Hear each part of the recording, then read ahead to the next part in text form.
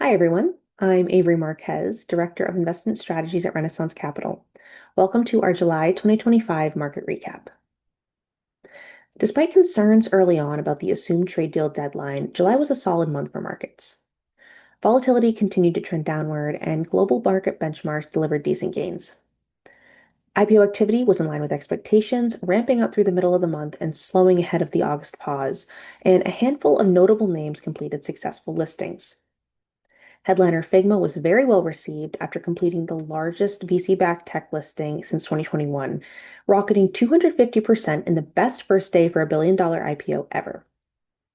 The IPO market should be mostly quiet in the coming month before picking back up in September, though another looming trade deadline and continued concerns about shifting policy pose threats. The Renaissance IPO index rose 2.3% in July, narrowly outpacing the S&P 500, which rose 2.2%. Both indices are positive for the year, though the IPO index slightly lags the S&P 500. Trading was mostly positive for the IPO index and other benchmarks, driven by resilient economic data and strong earnings reports, though the Fed's decision to hold rates steady weighed on returns near month end.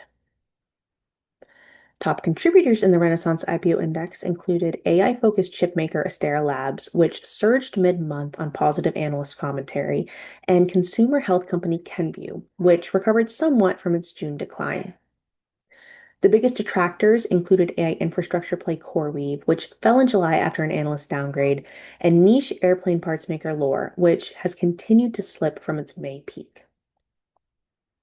Looking ahead, the annual August pause is on the horizon, so expect a quiet calendar for now. Uncertainty around trade policy still poses the greatest threat to a full IPO market rebound, and dashed hopes for a near-term rate cut may shake some investors' confidence. But at this point, we believe that recent IPO successes, improving market sentiment, and movement in the private backlog signal more robust issuance in the fall. While the public pipeline doesn't provide much visibility, several private companies have indicated plans to list before the end of the year, which we expect to translate to filing activity in mid to late August. That wraps up our July 2025 market recap. Thanks for watching.